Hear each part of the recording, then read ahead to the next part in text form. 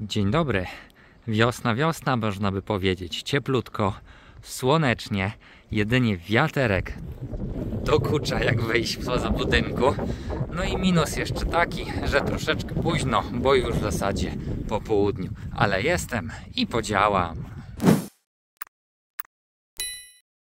Skoro mam kilka godzin, no to wezmę się w końcu za ten ogródek. Nasiona przygotowane. Wąż pocący to się chyba nazywa, czyli i od razu będzie też szykowanie nawadniania. Wiosna sucha, rok też się zapowiada suchy, a u mnie ta ziemia, no jak nigdy o tej porze po prostu pył i kurz. Deszczu było tyle co nic, więc to nawadnianie będzie potrzebne. Dzisiaj też trzeba będzie się pozbyć, a w zasadzie to przekopać te wierzby, duże wierzby, więc tym mi się też troszeczkę zejdzie. A ogólnie czemu tak się zeszło i tak późno przyjechałem na siedlisko? No temat mojego opóźnienia to w zasadzie ta działka obok. Kto śledzi kanał, ten mniej więcej wie, że ten ugorek, ten nieużytek no nie jest moją własnością. Gdzieś tam teoretycznie mogę z niego korzystać, no ale co też robić na takich wertepach? Tu jeszcze jakieś stare kopce na ziemniaki, czy cokolwiek innego. Tam w ogóle jest stara, zawalona piwnica. No i od jakiegoś czasu gdzieś tam działam, żeby spróbować tą działkę też dokupić. O, a tu proszę, jakiś ślad. Zakładam, że to wariaćko tędy sobie śmiga. No właśnie, on ma takie swoje ścieżki i często tymi ścieżkami takimi samymi podąża. Tak, piwnica od starego budynku, podobno tutaj też kiedyś stał budynek. No, na razie to oczywiście śmietnisko w środku, jak zresztą widać, ale nie o tym. Temat tej działki obok. Notariusz, żeby w sumie nie podpisać papiery, tylko jeszcze raz wszystkie papiery pozbierać, ugadać co i jak trzeba pozałatwiać i kiedy.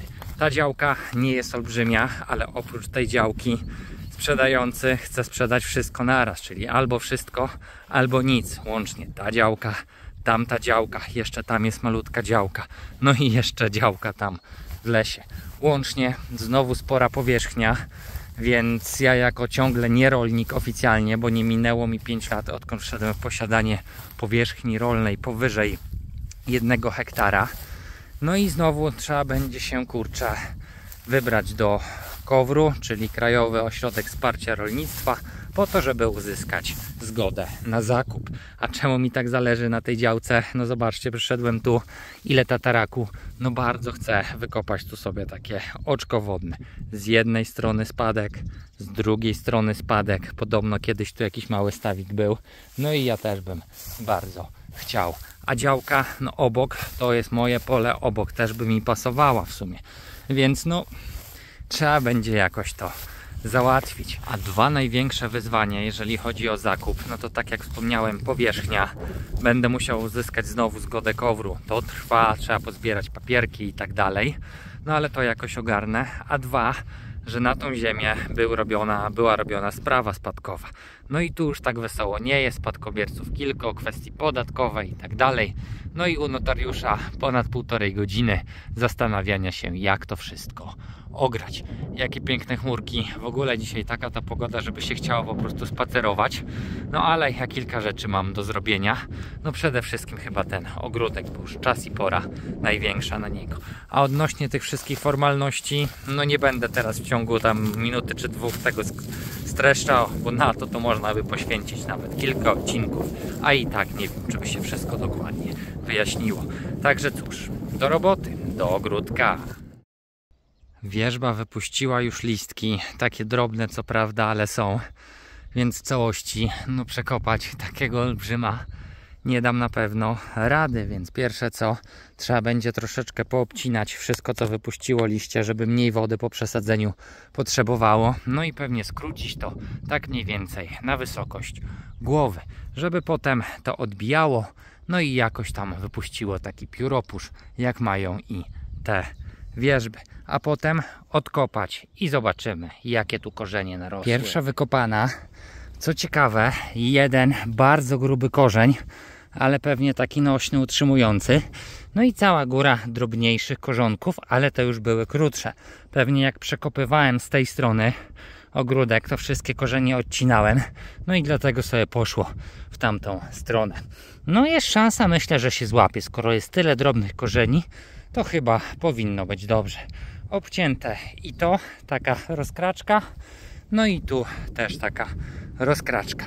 Kopiemy. Z tym myślę, że będzie lżej, bo ewentualnie w tą stronę korzeni. A ta, jak się okazuje, w ogóle nie miała takiego grubego, nośnego korzenia. Albo właśnie je nieświadomie przecinałem, gdy kopałem ogródek w tamtym roku, albo po prostu nie puściła. Korzonków też nie ma dużo, no bo jak było chyba mokro tu i podlewałem te wszystkie grządki, to pewnie aż tak korzeni ta wierzba nie zapuszczała. Także cóż, biorę obydwie, no i lecimy w tamtą stronę. Na nieużytek to wkopać. Tu w tej gęstwinie i też lekkim spadku, jak widać, ziemia mimo tego, że nie było deszczu kilka dni, jest nadal wilgotna. Więc myślę, że w tym dołku jakoś to będzie. Oczywiście głębszym. Jakieś 10 cm głębiej niż do tej pory rosło. Mam nadzieję, że dzięki temu wypuści sobie też tu z boku dodatkowe korzenie. Zasypujemy, podlewamy, no i oby to się złapało. Zobaczymy za tydzień, za 2. Pozbywam się chwastów wzdłuż ogrodzenia. Przerzuciłem te wielkie kamory, bo one już tu zalegały i zalegały. I nawet gdzieś tu mrowisko, jak widać, się zaczęło z tymi malutkimi czerwonymi mrówkami kumulować, a jednak chyba nie chcę blisko roślinek tutaj żadnego mrowiska, więc dlatego kamory przewrócone. No i patrzę też na te świeże pierwsze pokrzywy. W sumie można by je pozbierać i jakąś jajecznicę w niedzielę, takie zamiast szczypiorku. Pomyślę, ale jak będą ładnie się wyrywać, o tak jak to kilka takich pewnie wezmę. Chwasty wypielone, wyrównane, przegrabione, no i gotowa grządka. Co dzisiaj będę siał? Cebulkę, rzodkiewkę, szpinak i pewnie pietruszkę. Ale w tym roku, jak już na samym początku mówiłem, będzie tu nawadnianie. No i nie będzie to takie typowe po prostu zraszacz, tylko jakiś taki wąż, który podobno się poci i jakoś ta struktura przepuszcza wodę. Nie korzystałem nigdy, więc pierwsze co teraz zrobię, to chyba go po prostu podłączę i zobaczę, jak on działa. No i potem pomyślę, jak go tu ułożyć. No bo grządki zwykle miałem o tak, czyli paski w tą stronę, no ale z wężem to może by było lepiej tak wzdłuż.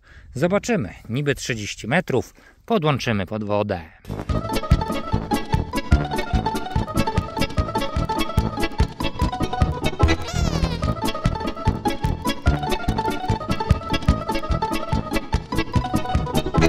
Najpierw wytargałem stary wąż z piwnicy, rozciągnięty jak widać. Nie wiem ile jego jest, ale myślę że ze 40 albo z 50 metrów. Potem rozciągnięty ten kroplujący. Pomagałeś? Nie pomagałeś tym razem. Podłączony.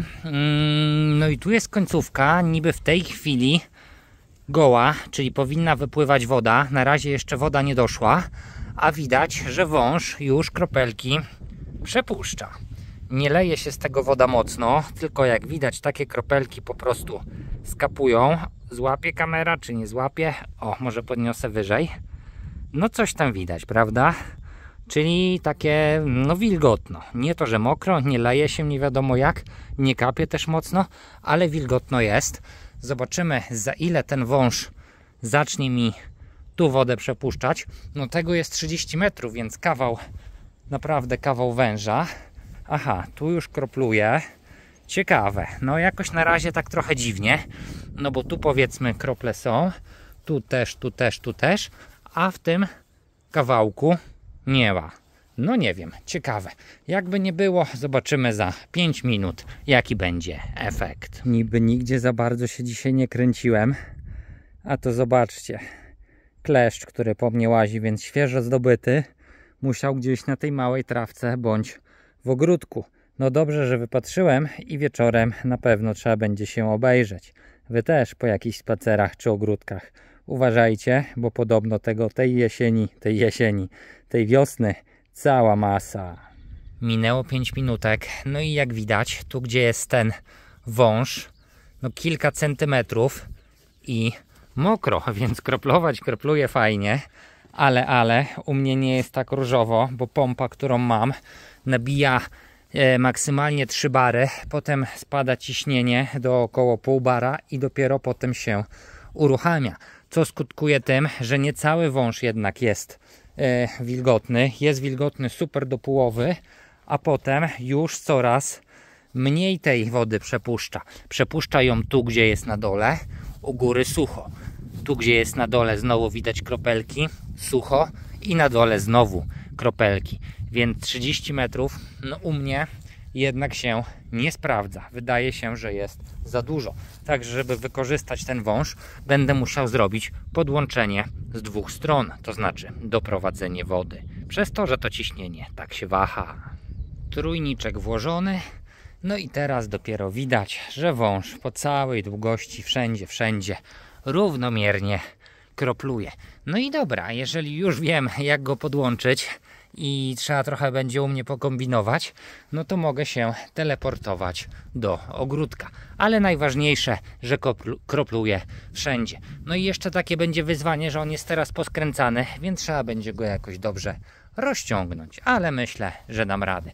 A gdyby ktoś był zainteresowany bądź ciekawy, co to za wąż, to standardowo link w opisie pod filmem.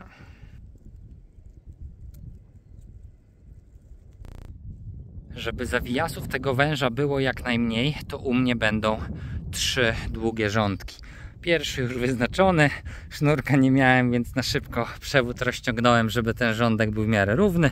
No i tu drugi, i tu będzie trzeci. I wąż będzie leciał takimi zakolami, tu będzie na środku ścieżka, no i wchodził gdzieś tu, gdzie mam jeszcze nieprzekopane. Na dzisiaj potrzebuję na pewno wsiać tą część, a tu jak wyjdzie, tak wyjdzie. Na start leci rzodkiewka, bo ona potrzebuje sporo wody, 2 jakieś odmiany. No i tu będzie się zaczynała linia, więc tej wody będzie najwięcej, więc na początku rzodkiewka. Rzodkiewka szybko rośnie, szybko ją się wyrywa. Potem po tej rzodkiewce wleci szpinak. Szpinaku to mam też fragment wsadzony tu jakiś czas temu. No i jak widać już ładnie powschodził, więc akurat ten będzie jako pierwszy, potem po rzodkiewce będzie jako drugi. I zobaczymy, co dalej. Na pewno też zaraz popikuję sobie te sałaty, bo widzę, jest ich coraz więcej tu i szkoda by było je po prostu deptać tak jak teraz chodzę, ale sałaty to pójdą pewnie w to miejsce tu, gdzie będą zawijasy, takie półkola z węża, gdzie on będzie po prostu zawracał. Następnie pietruszka. Pietruszki nie mam dużo, więc tylko to jakieś takie 2,5 metra. Zostało mi z tamtym roku i stwierdziłem, że w tym roku nie kupuję żadnych nasion, tylko wysiewam to, co mam. Także tu się skończyła rzodkiewka, do końca pójdzie pietruszka i pietruszka już sobie zostanie. A tu jeszcze z tamtego roku pietruszka i jak widać sporo natki i nawet już można z tej natki korzystać. Kolejno poleci cebula. Cebula, no mam w sumie zabrane i własne nasiona i jakieś tam resztkę z woreczka, więc tu poleci taki spory rządek tego z woreczka, mam nadzieję. Cebula pozostawiana też w tamtym roku, którą nie zebrałem. No to tutaj znowu już mogę sobie troszeczkę szczypiorku na niedzielę do jajeczniczki. W sumie pokrzywa była, szczypiorek. Nie wiem co lepsze, ale na pewno pomału będzie można coś z tego zrywać. Sucho jak widać, więc i ten szczypior taki mizerny trochę. Wąż kroplujący rozciągnięty. Od kołka do kołka i jeszcze przywiązane sznureczkami, bo jednak jak on był zwinięty w rolce, to teraz trzeba było go naciągnąć. Tu tak naumyślnie wsiane troszeczkę kopru, niech sobie po prostu rośnie. Palikami pozaznaczałem na razie samosiejki, które są z tej strony płota. Co tam, piesku? Aby cię głaskać i głaskać. Przylatujesz, jak ja zaczynam nagrywać. I nie wiem, czy będę je pikował dalej, czy nie, bo chcę na pewno popikować wszystkie te, które są tu w ścieżce i tak dalej. 3 rządki, jeżeli chodzi o wąż, no i 3,5 jeszcze tu powiedzmy by zostało.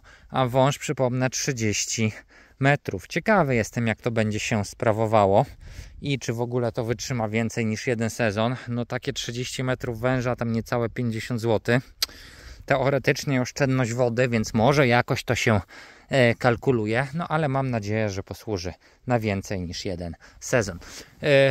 Tu mam wszystko wsiane, jeżeli chodzi o te rządki. Został mi tu fragment, no bo tu już będę pikował sałatę. W międzyczasie, jak to rozpościerałem, to tam jeszcze włączyłem nawadnianie truskawek, bo w sumie w tym roku jeszcze nie było uruchamiane. No i teraz 15-20 minut chodzi, więc chodźmy zobaczyć, ile nawodniło. Kropelka po kropelce i widać, że elegancko kapie. Nie chce mi się ściągać w sumie tej włókniny i patrzeć, jak to jest pod włókniną, ale może przejdziemy po prostu fragment dalej i zobaczymy, jak to tu wygląda. No tak, też już jest mokro.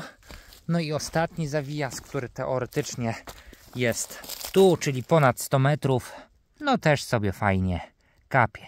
Więc będzie, myślę, wystarczająco to podlewało też truskawki w tym sezonie. Tu, gdzie teraz są te truskawki, to była papryka w tamtym roku i to nawadnianie dało radę. I jak widać, gdzieś po tych 20 minutach, tam może 15, nie wiem, trudno powiedzieć, pomału, parę kropel jest, więc tak co wieczór na pół godzinki myślę, że będzie wystarczająco, żeby to włączyć.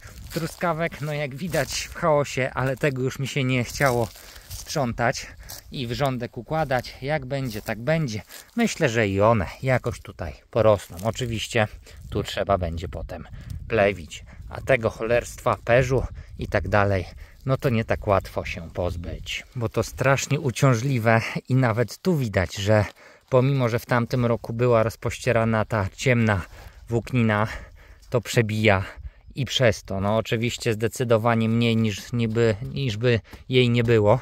No ale myślałem, że ona będzie na 3 sezony. W tamtym roku był pierwszy, teraz drugi. No i czy wytrzyma trzeci? Trudno powiedzieć. Zobaczymy. Także z tego akurat to ja tak średnio jestem zadowolony. Podłączyłem już i linię kroplującą. Wąż, który się poci, bo to w sumie tak się nazywa. Minutkę dosłownie po podłączeniu już tu pierwszy rządek widać, że jest chyba do końca. Tak, spokojnie do końca podlany. Tu mi troszeczkę uciekło. Zakole, no jest ewidentnie podlane. No i tu końcówka, gdzie sałaty, no jednak tak, mimo że jest na płasko, to do końca woda nie dochodzi. Czyli albo trzeba będzie jeszcze chwilę poczekać, bo jakieś takie pojedyncze kropelki, jak widać, wychodzą, no ale są to naprawdę pojedyncze kropelki, albo faktycznie przepiąć tą końcówkę z tej strony, żeby tu, gdzie sałata, było więcej nawodnienia. A docelowo będzie podłączenie z 2 stron, ale dopiero jak tu gdzieś też coś dosadzę. Teraz pewnie minutka przerwy, żeby jakiś podwieczorek zjeść, no a potem łopata w dłoń, no i trzeba kopać dalej, szykować ten ogródek na kolejne nasadzenia. Także chwila przerwy i może kilka zdjęć.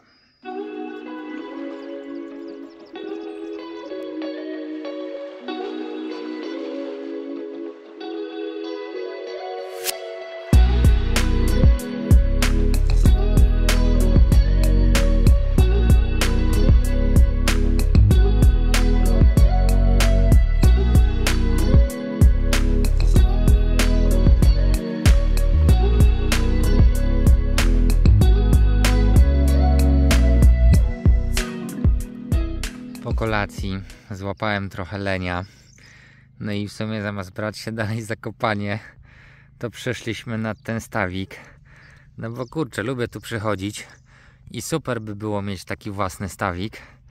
Zobaczymy, jak to będzie. Standardowo kawałeczek chleba gdzieś tam rzucony i jak widać już karasie gdzieś tam go dziobią. No tu w zasadzie w same karasie, no ale jeżeli ja miałbym stawik, to pewnie jeszcze jakieś inne rybki by tam popływały. A dziś to już zamiast roboty, kolejnej roboty, to chyba tak się po prostu pokręcę, bo takiego kręcenia, nic nie robienia, tylko po prostu łażenia i oddychania też mi trochę brakuje. W sumie ostatni odcinek był taki mocno przegadany i niewiele do przodu poszło.